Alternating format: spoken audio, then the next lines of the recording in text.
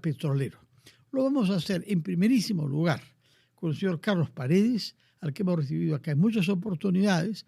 Él ha estado en el terreno porque aceptó en un momento dado ser presidente de la empresa Petroperú. La conoce desde dentro y, como sabemos, fue víctima de una intriga que hubo contra él para, sobre pretexto de corrupción, caer víctima de los verdaderos corruptos de esa organización, que se han podido quedar muchos años más allá de lo que duró su presidencia. Y junto a él hemos invitado a un economista del Instituto Peruano de Economía, el señor Martín Valencia, para saber qué podemos juzgar sobre la política petrolera en el Perú.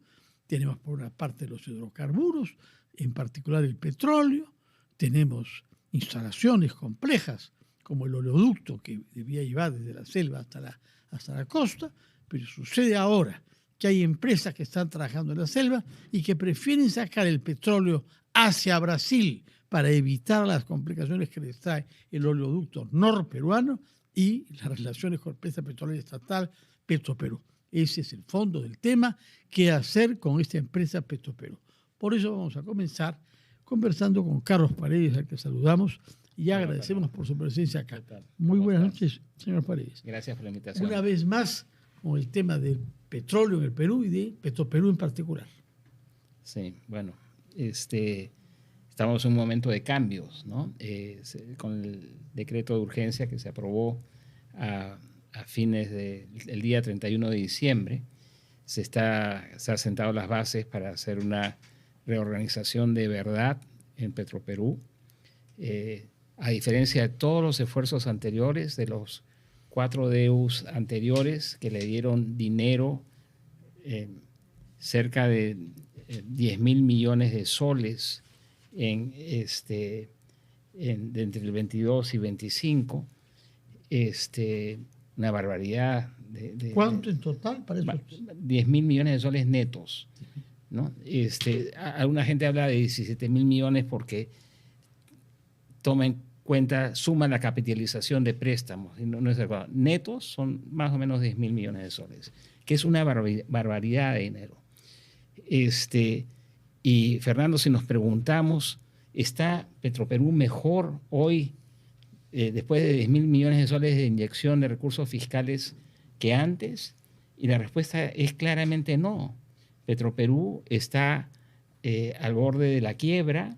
Petroperú no está refinando todo lo que tiene la capacidad de refinar esa refinería. ¿Cuánto está refinando por día? Creo que están más o menos al 65% de su capacidad, que es 95.000, pero eso se debe en parte, o gran parte, te diría, a la mala gestión que se hizo de la refinería. Y lo hemos conversado antes, la unidad más sofisticada, más cara, la refinería, la unidad de Flexicoking, la dañaron, y eso no está trabajando a plena capacidad, y eso te reduce mucho el margen de refino que está planeado obtenerse con la refinería. Entonces, el margen de refino, o sea, cuánto margen nos deja la refinería, es muy pequeño en relación a lo que se esperaba. Tú esperabas sacar 12, 15 dólares por barril como margen de refino. Se nos contó el cuento que serían 30. ¿No? Y el señor Narváez acá repitió que a partir de julio del año pasado, cuando era presidente, las cuentas pasarían a ser azules y se comenzaría a ganar por refinamiento de más de 90.000 barriles diarios, 50 millones de dólares al mes. Eso es lo que dijo. Bueno, desgraciadamente, y lo he dicho repetidamente, nos mintieron de forma sistemática. Nos mintieron, no es que estuvieran confundidos. El señor Narváez, el señor Vera. Vera, secretario general, Narváez, presidente. Entonces, creo que el gran problema de Petroperú es haber sido gerenciada de una manera opaca, es decir, poco transparente, nada transparente, donde se nos mentía. Y si tú no tienes la información, ¿cómo puedes operar adecuadamente? ¿No? Entonces, usted habla de mentir en documento público, mentir sobre el patrimonio del Estado. ¿Hay alguna investigación fiscal sobre eso? Todavía no. Todavía no, pero va a haber. Yo espero que lo haya. Yo creo que una de las cosas que esta aventura, Fernando, de la refinería ha sido desastrosa. En el 2019, cuando yo era presidente, anuncié en CADE, y antes lo había hecho, la refinería destruyó el patrimonio de Petroperú, ¿no? Calculaba en ese momento que el valor presente neto de la refinería era menos $1.650 millones, que era equivalente más o menos a 5.000 millones de soles, que era el patrimonio neto de la empresa en sus libros. Valía cero. Por eso pedí capitalización de parte del Estado para que valiese algo, ¿no? Oye, dame 1.500 millones de dólares, con eso tengo 1.500 millones de dólares de patrimonio e invito a privados que pongan 1.500, lo que sea, para fortalecer Petroperú, bajar su nivel de deuda, que era elevadísimo en ese momento, y porque yo no puedo invitar a alguien a participar si vale cero o vale negativo. Y ya en ese momento era cero negativo. Hoy es tremendamente negativo, ¿no? Entonces hay mucha discusión de gente, ¿cómo van a privatizar? Nadie ha dicho que van a privatizar. Van a ver qué es lo que se debe hacer, ¿no? Pero si fuesen... Lo que hay consenso es que se abre el capital. Ojalá. Este capital extranjero, eventualmente privado, en todo caso, siempre y cuando haya una reorganización de la empresa. Y eso lo vamos a hablar, si me permite, con nuestro invitado del Instituto Peruano de Economía, puesto que ¿qué es lo que sabemos sobre el número de empleados que hay y la voluntad de racionalizar el personal? Esto es un tema que el señor Paredes conoce bien, porque fue una de las razones por las que se ganó la hostilidad del sindicato. Pero ¿cómo lo mira usted desde lejos, desde fuera? Bien, entendemos que hay alrededor de 2.900 empleados en la empresa. Entre Lima, Talara y la Selva. Correcto, toda la empresa. Y lo que se busca en estos momentos es un programa de retiros voluntarios, de alguna manera. Pero hace años que vemos eso, ¿no? Retiros voluntarios. Desde antes que vive. Correctamente. Antes del 19. Y entonces no es la primera vez que se hace, en una empresa o una entidad del Estado. También lo han hecho otras entidades más eficientes como SUNAT, como el BCR, lo hacen cada cierto tiempo. Entonces, por lo tanto, uno tiene que verlo también como un proceso saludable de alguna manera, tratar de alcanzar cierta eficiencia en su empresa, ¿no? Si es que la cantidad de empleados que hay son demasiados, se puede ver cierta reorganización, sobre todo porque la nueva refinería de Talara entiendo que es más automatizada que lo que eran otras refinerías en otros tiempos. También se necesita una actualización de personal con operarios que ya ha pasado su tiempo. Entonces, es un proceso que no es la primera vez y no será la última. De acuerdo. Ahora bien, ¿qué posibilidades viene usted de que se abra el capital y de que consigamos inversionistas que en las actuales circunstancias quieran poner dinero en esa empresa? Primero es importante reconocer que la ley 30.130 del año 2013 ya habilitaba que entren capitales privados hasta remonta hasta Ollantumala. Que entren capitales privados hasta un 49%. Esa ley se ha quedado ahí no reglamentada y entonces el intento con este DU de ver si entran capitales privados es uno de varios que han ocurrido. Usted habla de un DU, decreto de urgencia. Han habido 4. Sí, en los últimos años. Había uno también con la misma intención hace 2 años, en el 2024. Y hay quienes sostienen que no se puede legislar vía DU y hay incluso un recurso ante el Tribunal Constitucional respecto de este tema. No sé si nos quiere decir usted algo sobre este tema. Yo quisiera hacer 2 cosas. Es cierto lo de la 30-130. Nosotros estábamos limitados hasta el 49% de inyección privada. Eso ya ha sido levantado por este DU. Decreto de urgencia, ¿no? Sí, por este decreto de urgencia. Creo que es importante señalar que este decreto de urgencia, a diferencia de los anteriores, no le está dando plata a Petroperú para que sea gestionada por la gente que nos ha metido en este grave problema. Le está dando muy poco dinero a Proinversión para que lleve adelante el proceso de reestructuración. Finalmente no le estamos dando el combustible a las personas que nos han llevado a este desastre. Creo que ese cambio es significativo y se le ha dado la responsabilidad y algo de recursos a la agencia estatal encargada de promover la inversión privada en el país. Entonces, creo que es muy buena noticia y hay que resaltar. Es otra gente. Es otra gente. ¿De otro ministerio o del mismo ministerio? No, esto es Proinversión, es independiente, depende del MEF, pero yo veo un entusiasmo y un track record de Proinversión muy bueno. Y esto empezó con Salardi, ¿no es cierto? Entonces, yo estoy entusiasta. El calendario político no ayuda, decididamente, ¿no? Veremos qué pasa. Pero habrá algún candidato entre los más de 30 que hay que sabrá decir las cosas con sinceridad, que no nos contará cuentos. Esperemos. Sí. ¿No ve usted a alguien que diga? Yo creo que sí. Yo creo usted que mismo puede ser asesor de algún candidato o tener algún diálogo, ¿no? No, yo puedo conversar con mucha gente.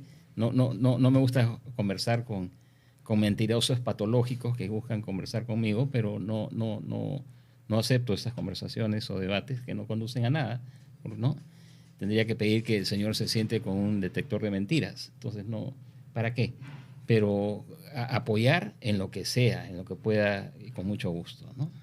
Sí, señor Valencia, aquí se ha hablado mucho de temas vinculados a los sindicatos que han adquirido desde la época en que fue creada esta empresa bajo Velasco, hace más de 50 años, un poder que se impone sobre las decisiones racionales del directorio.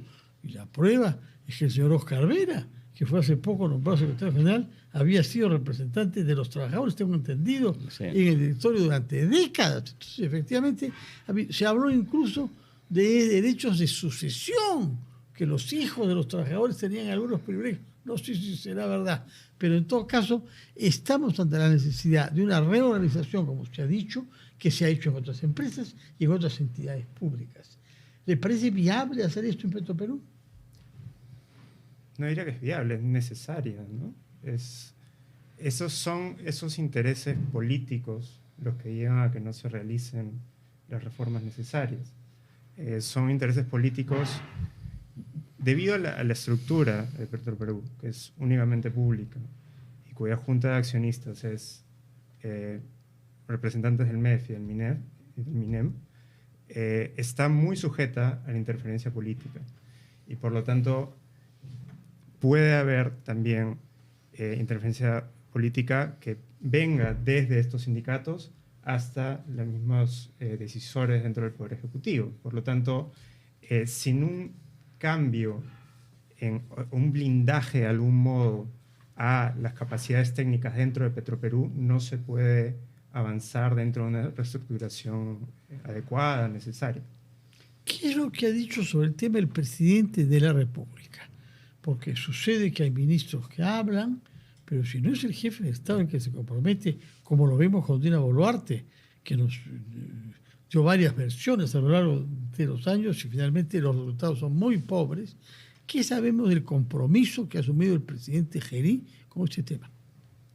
Esto no se podría haber hecho sin un conocimiento y compromiso del presidente Gerí con el proceso de reforma que se ha empezado. Y yo creo que él quiere ver que este proceso de reestructuración de Petroperú concluya o llegue a hitos muy importantes dentro de su periodo. Y es un hombre que creo que nos está demostrando que no le tiene miedo a las cosas, ¿no? Yo estoy entusiasmado y sorprendido, tengo que decirlo, sorprendido para bien con este gobierno de transición. Yo estoy sorprendido, que esté sorprendido, sí, porque desde hace años va a ver lo que nos da y las quejas y el sentimiento que se repite lo mismo y se cede ante las mismas tentaciones. Su opinión sobre un tema que ha sido reportado esta mañana por una persona como el señor Ferreiros, fue invitado acá en su calidad de responsable del Comité Empresarial Peruano-Chileno. Él es el gerente general de una empresa petrolera que tiene un pozo en Talara, en tierra firme. Y me dice, nosotros bombeamos petróleo, lo mandamos a la refinería y no nos pagan. Y sin embargo, Perupetro nos está cobrando regalías. ¿Cómo es posible que dos empresas públicas realmente hagan este tipo de maniobra sobre empresarios privados, en su caso, por algunos miles de barriles diarios? Correcto. El tema se agrava aún más si consideramos el mantenimiento, la operación del oleoducto norperuano, que requiere alcanzar una capacidad crítica para operar y esa capacidad la alcanza por momentos y entonces se crea un círculo vicioso en el cual no tienes la producción necesaria para operarla y luego no tienes el dinero necesario para mantenerla. Y eso lleva, por ejemplo, a algunos operadores en la selva a preferir, como usted dijo, sacar el petróleo por Brasil. Por lo tanto, es una muestra más de que Petroperú no tiene la capacidad de gestionarse como está estructurada en estos momentos y requiere la reestructuración que este decreto de urgencia ojalá ponga en marcha. De acuerdo. Por otra parte, hay un problema grave que tiene que ver, además de la gestión de la empresa, con la exploración y con las condiciones favorables para que se explore. Estamos viendo, algunos con ilusión, otros con espanto, todo lo que Estados Unidos está haciendo para procurarse buena cuenta del petróleo venezolano. Es decir, durante algunas décadas seguiremos dependiendo del petróleo y seguirán habiendo guerras de petróleo. En el caso del Perú, lo que nosotros estamos produciendo es paupérrimo. No llega a los 40.000 barriles diarios, es decir, una quinta parte de lo que hacíamos en nuestras buenas épocas. Correcto. ¿No? Bueno, ahora bien, se dice, sin embargo, que hay exploración de una empresa importante, justamente Chevron, la misma que está invirtiendo en Venezuela, en alta mar, frente a la Libertad. Y que si Chevron invierte ahí con lo que cuesta explorar en alta mar, es que se prevé, se espera que haya reservas considerables, claro, mucho más que lo que hemos hallado en la selva en las últimas décadas. ¿Qué sabemos sobre la exploración actualmente llevada a cabo ahí? Mira, yo creo que la exploración es una actividad muy riesgosa y que cuando la chuntas es muy rentable, sumamente rentable. En este momento, Chevron tiene indicios suficientes como para poder hacer compromisos de inversión frente a su directorio para seguir explorando, perforando y ver si efectivamente se materializan las expectativas. ¿Cuántos barriles diarios tendría que hallarse allá para que esta inversión en exploración sea rentable? Yo creo que son decenas de miles. Y creo decenas nomás, no cientos. ¿Diarios? No, decenas de miles es bastante. Para nosotros. Sí, no, y para el primer pozo. O sea, yo creo que es muy temprano para decir eso. Yo espero que sea positivo y nosotros no ganamos nada dejando nuestra riqueza en el subsuelo, sea petrolera, gasífera, sean minerales, no ganamos nada. Eso pasa de ser recurso a ser riqueza cuando se explota. Entonces, yo creo que lo de Chevron es una maravillosa noticia y deberíamos promover más empresas explorando en el Perú. tanto en el mar como en la Amazonía. Y eso, para que se pueda explorar e invertir en la Amazonía, regresamos al tema del oleoducto. Yo no puedo meterle millones, decenas de millones de dólares a estos pozos si es que, ¿no? Y el programa implica más de 100 millones de dólares, si no tengo cómo evacuar mi petróleo, ¿no? Si soy exitoso en la exploración, ya listo, tengo el petróleo, 20.000 barriles diarios. ¿Cómo lo saco? Ahora la única empresa o una de las dos empresas que están explotando petróleo ahí, la sacan por el río Amazonas. ¿Hacia dónde? Porque el río Amazonas no viene hacia la costa. A Manaos, ¿no? Y yo creo que este tema que tú tocaste es vital dentro de esta reestructuración y vemos una oportunidad. Para mí esto es casi que vergonzoso, pero los gerentes y el presidente de Petroperú, que ya no están ahí por suerte, pero siguen ligados a la empresa, dicen, sáquenme el oleoducto, ¿no? Quiero devolver la concesión al MINEM, ¿no? Sin darse cuenta que ese es un activo, es el segundo activo más importante de la empresa. El gerente general no sabe que ese es el segundo activo más importante de la empresa y que le cuesta, ¿no? Ellos decían 120 millones, 128 millones de dólares al año de pérdidas, cifra que está muy inflada, ¿no? Y nuevamente la opacidad, pero tienen que poner ese activo a funcionar no solamente para reducir las pérdidas de Petroperú, sino para viabilizar la industria petrolera del Perú en la Amazonía. Creo que eso es un tema importantísimo en la reforma que se tiene que hacer en los próximos meses. Señor Valencia, no sé si ha seguido de cerca usted las conversaciones que han habido entre empresarios peruanos y chilenos con motivo de la visita del presidente electo Kast. Chile es un país que tiene una situación de energía difícil. No tienen gas como nosotros, no tienen petróleo, por poco que sea, tenemos petróleo, y cuesta 30% más la energía en Chile que en el Perú. Entonces han habido diálogos, y lo que me han reportado algunos de los que han participado es que los chilenos parten de una premisa: la producción total de petróleo de Chile es cero. Nosotros nos quejamos que solo son 34.000 barriles diarios, ¿no? 34.000. Sí, bueno. Allá hay 0 barriles diarios. Sin embargo, tienen refinerías que funcionan bien y está asegurado el suministro de los combustibles a partir de las refinerías que refinan el crudo comprado en el extranjero porque no producen nada ellos. ¿Qué lecciones debemos sacar de esto? Primero que desde el 2013 hasta el 2024 la inversión en exploración de hidrocarburos fue casi 0. Entonces que ahora produzcamos... ¿Incluido el gas? Sí, todos los hidrocarburos. ¿Y eso qué significa? Que en unas décadas, si no se vuelve a incrementar, nuestra producción va a ir cada vez disminuyendo más. Entonces, tipo Bolivia. Vamos a tomar el camino de Bolivia antes de llegar al poder de Sol Paz Pereira.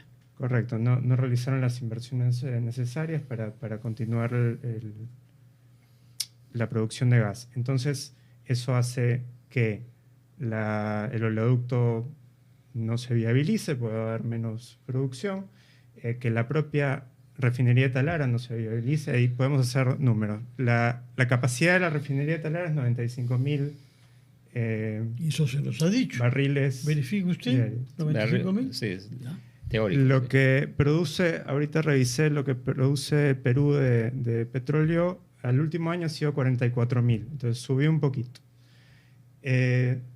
Todo el resto, para poder llegar a la capacidad de Talara, tendrías que importarlo, ¿no? Entonces, si no exploramos hoy, no vamos a lograr, lograr mayor producción en el futuro. Entonces, ¿qué lecciones, más que de Chile, tenemos que ver las lecciones de lo que ocurrió en Bolivia, como usted dice, ¿no? Si no invertimos, no vamos a producir en el futuro. Lo mismo ocurre en otros sectores como el minero, ¿no? que demoran décadas desde la exploración hasta la producción. Pero ahí creo que hemos terminado a palos, pero hemos terminado por comprender que si no hay inversión en minería, no exportamos más del 50% de nuestras exportaciones, ¿no? Correcto. Ahora, hace unas semanas, si no meses, el señor Narváez, para no nombrarlo, como se dice, nos dijo que Ecuador estaba solicitando usar el oleoducto norperuano para transportar desde sus zonas de explotación petrolera hasta la costa peruana 200.000 barriles diarios. ¿Esto tiene visos de verosimilitud? ¿Se ha concretado? ¿O es una afirmación generosa del señor Narváez? Yo creo que hay gente que anuncia ideas que no han sido desarrolladas. Yo estuve en Quito hablando con Petroecuador para buscar una asociación y ver las posibilidades de traer el petróleo que está en la parte sur de ellos aquí, pero habían lotes que podrían explotarse y serían mucho más viables allá si es que traen a través del oleoducto, pero eso implicaba también hacer un nuevo ramal, más inversión, y yo creo que nadie va a hacer esa inversión ni en la exploración ni en el desarrollo de campos en Ecuador o en Perú si es que el oleoducto no es gestionado adecuadamente por gente que sepa. El oleoducto, hay la empresa esta Petrotal, el lote 95, tiene, me parece, 300.000 barriles en el oleoducto hace más de 2 o 3 años. Atorados ahí. Atorados, ¿no? Perdiendo la plata, sin poder sacarlos. solidificándose. Así es, ¿no? Entonces, ¿cómo van a ellos a seguir metiéndole crudo al ducto si no le pagan por eso? Entonces, hay que buscar una salida para ahí. Es factible hacerlo. Y si se hace, vamos a traer más inversión a la Amazonía, y que venga a través de Perú y no se vaya a Manaos. Es increíble que hemos hecho una refinería y no Petrotal debería estar produciendo 25.000 barriles diarios el próximo año, ¿no? Un solo pozo. No, son algunos pozos. ¿Cuántos pozos son de Petrotal? No te puedo decir ahorita, pero los que ya estaban produciendo 23.000, este año van a tener un bajón por tema de los pozos y tema logístico, pero ellos podrían estar fácilmente produciendo, con lo que ya se conoce, 25.000 barriles diarios el próximo año. Y además tienen un programa de exploración bastante interesante.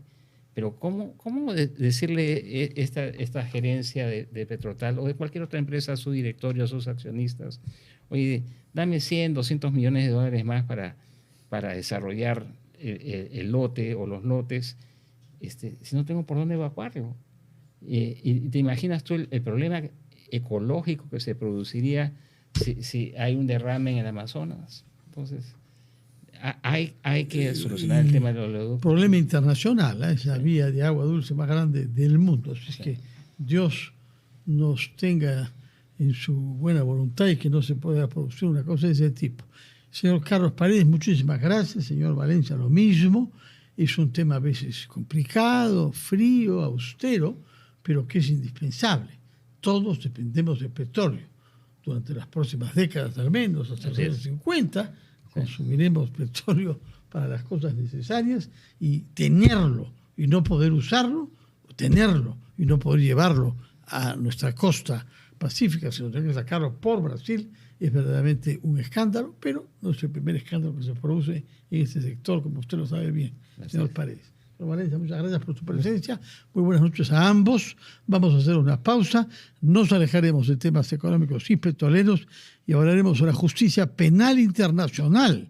Y lo vamos a hacer nada menos que con una peruana que tiene el lujo, el privilegio de ser miembro de la Corte Penal Internacional instituida por el Estatuto de Roma el año 2002. Primero, vamos a dar una pausa.